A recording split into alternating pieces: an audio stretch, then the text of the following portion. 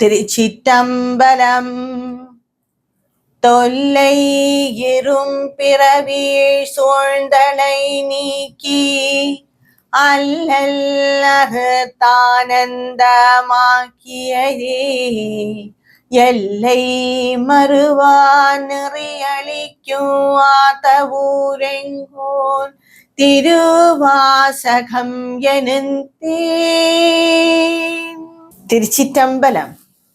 நாம் திருவாசகத்தில் இருக்கும் 5வது பாடலான திருச்சதகத்தின் விளக்கத்தை பார்த்து கொண்டிருக்கிறோம்.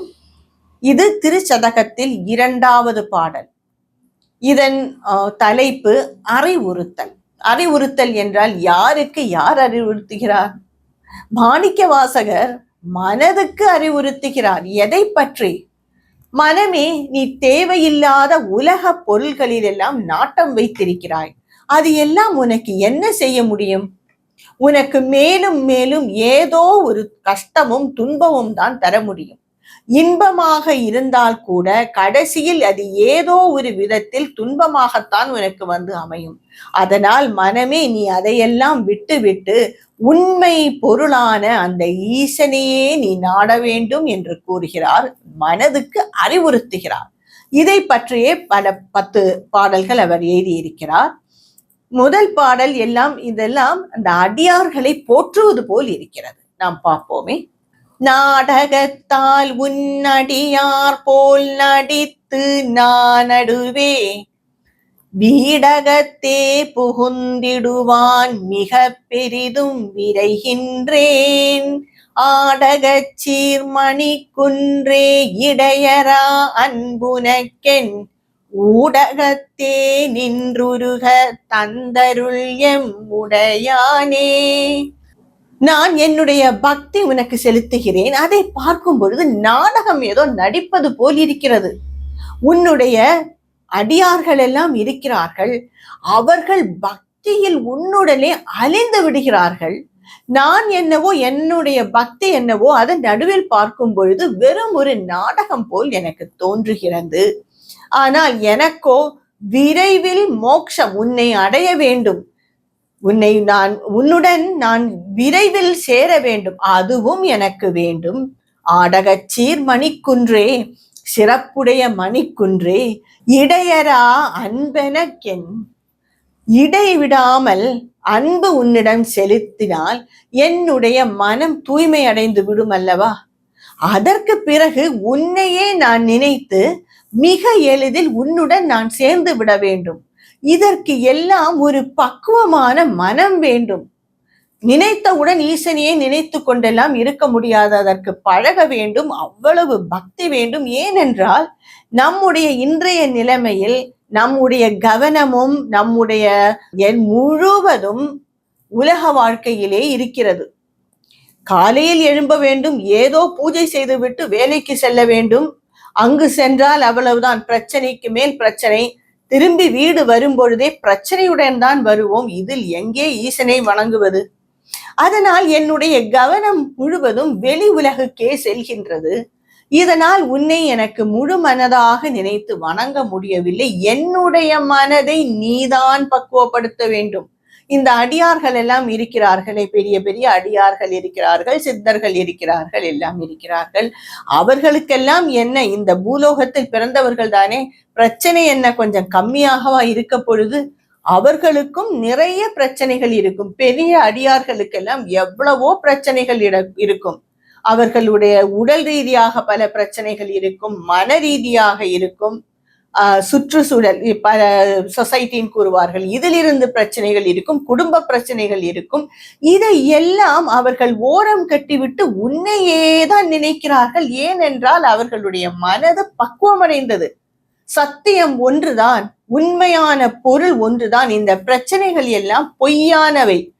ஒரு காலகட்டத்திற்கு பிறகு அதை நகர்ந்துவிடும், போய்விடும்.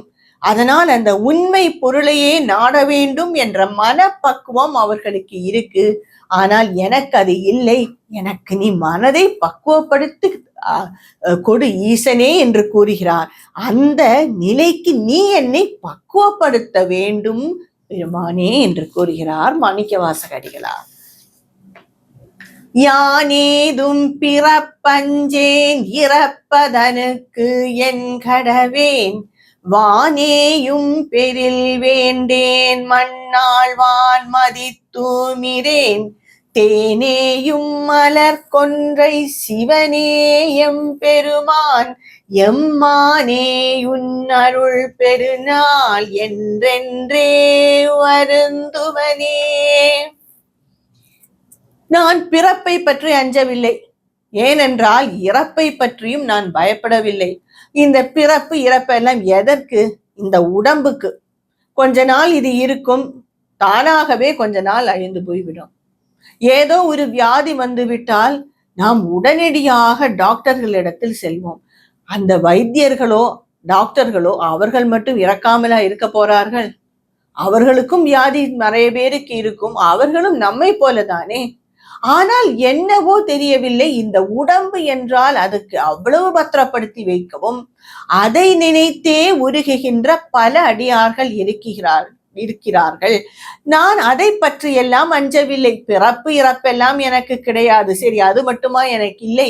வானேயும் பெரில் வேண்டேன் மண்ணாழ்வான் மதித்துமிரேன்.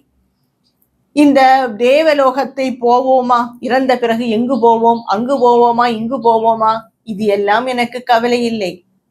சரி, வாழும் காலத்தில் எனக்கு அந்த பதவி கிடைக்குமா, இந்த பதவி கிடைக்குமா?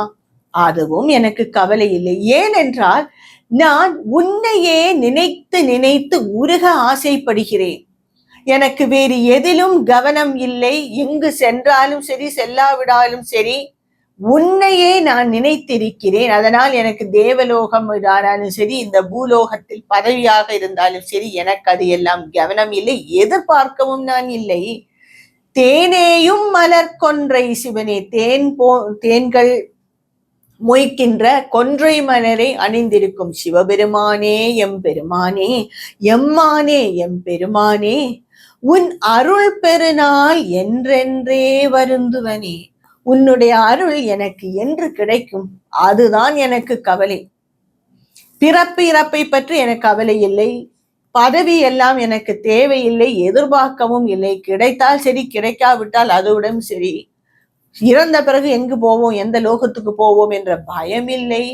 நான் ஆசைப்படுவதெல்லாம் உன் அருள், அது என்று கிடைக்கும் என்று ஏங்குகிறேன் சிவபெருமானே என்று இந்த மனதுக்கு அறிவுறுத்துகிறார் மாணிக்கவாசக அடிகளார்.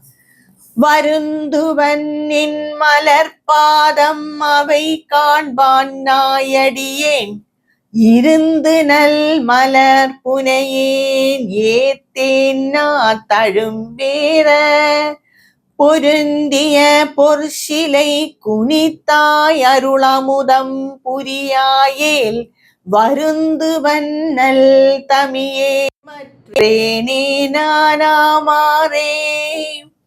அடியேனாகிய நான் உன்னுடைய மலர் தூவிய பாதங்களை காண முடியாமல் மிகவும் வருந்துகிறேன். என்னுடைய வருத்தம் எல்லாம் அதுதான்.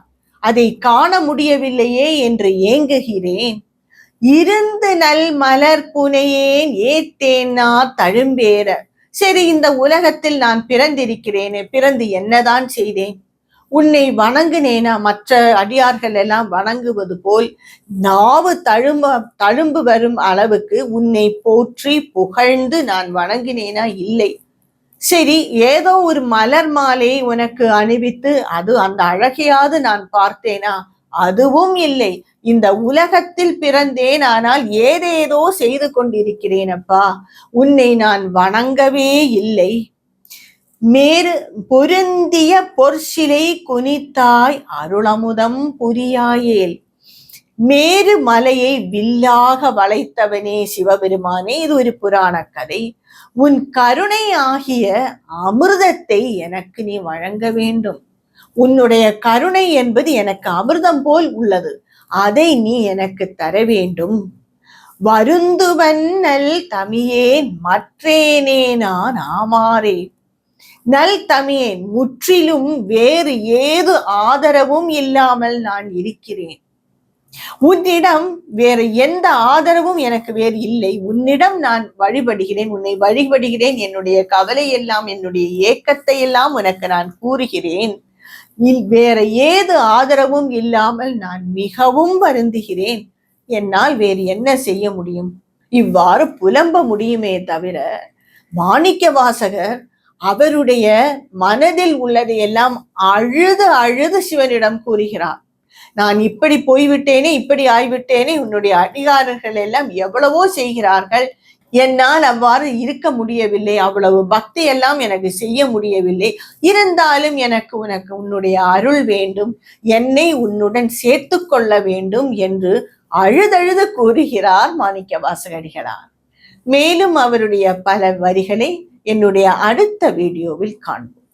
திருச்சிற்றம்பலம்.